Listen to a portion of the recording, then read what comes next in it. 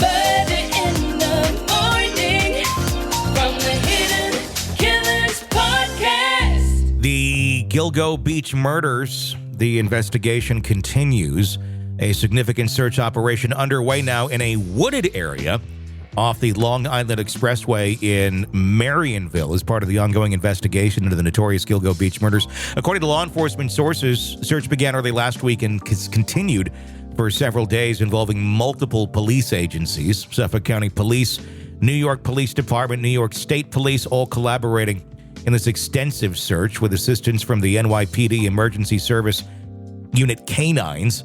These efforts focus on the area near Exit 70, a region previously linked to parts of the complex case. Quote, the Suffolk County Police Department, the New York Police Department, and the New York State Police Department are working with the District Attorney's Office on the ongoing investigation, stated the Suffolk County District Attorney's Office. We do not comment on investigative steps while they are underway. We'll make further statements when appropriate.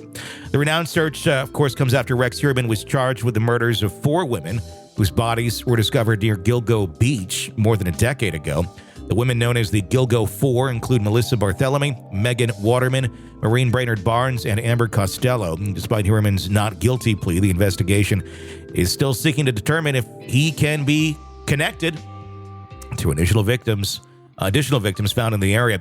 Manorville has surfaced in discussions about the Gilgo Beach murders before. Notably, it was the site where the remains of Jessica Taylor, a 20-year-old sex worker, were discovered in March of 2011, several miles from where the Gilgo Four were found.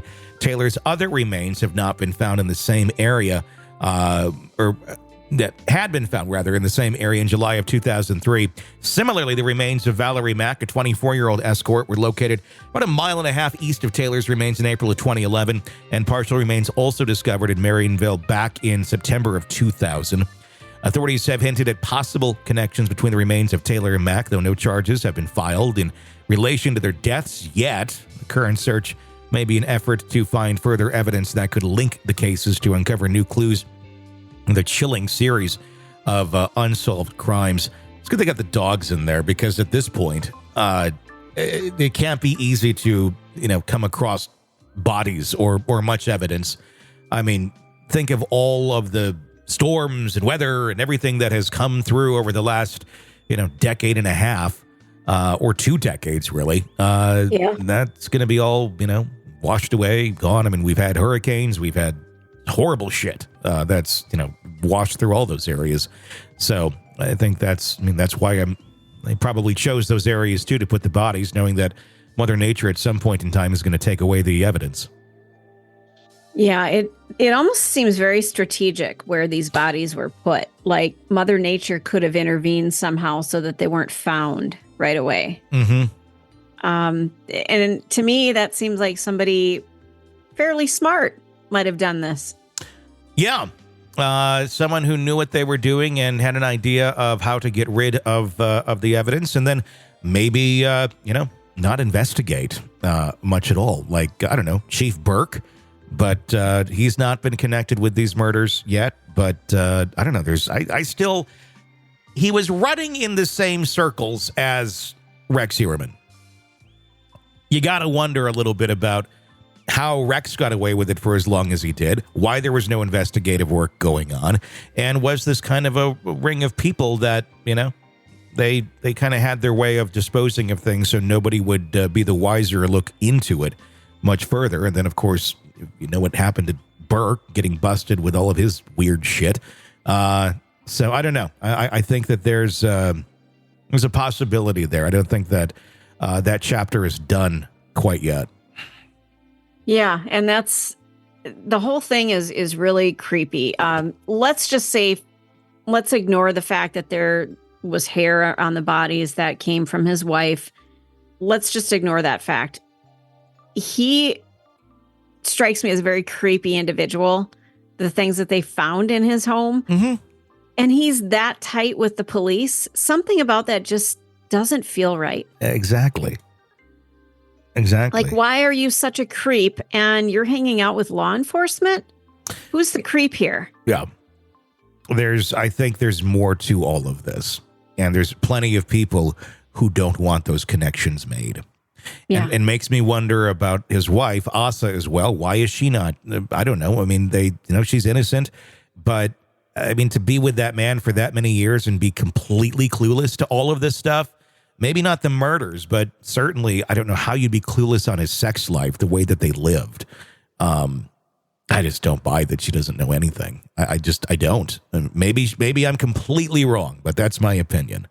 And so I do wonder if she has more stories that she could tell about people who don't want attention being brought to them because it would destroy their lives. And maybe that's why they're not pushing on her all that hard. I don't know. That's just an observation. That's kind of that's my gut feeling on this. It's very possible. She may know too much. Yeah. They've really left her alone. And that surprises me a great deal. Yeah, they have. I mean, I would imagine by now she's had an interview, but for the longest time, up until, I don't know, the last time we were really kind of talking about this several months ago, it was no questions. Like, who wouldn't go and question her? Yeah. But she was living in the house with all that stuff. She had to have known it was there. But nobody's going to go question. They're just like, well, she said she was out of town. And what about when she's in town? There's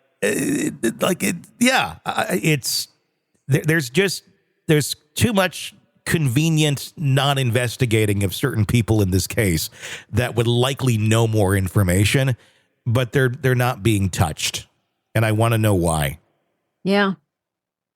There's too much. And there's probably still people in power that don't want that to happen. So, you pull strings certain ways and things work for you for so long. And then eventually changing of the guard comes around and shit catches up to you. One can only hope that that will happen at some point soon. Or, honestly, best case scenario, I hope she's completely ignorant to the whole thing, didn't know a goddamn thing, and can just move on with her life. I hope that is reality.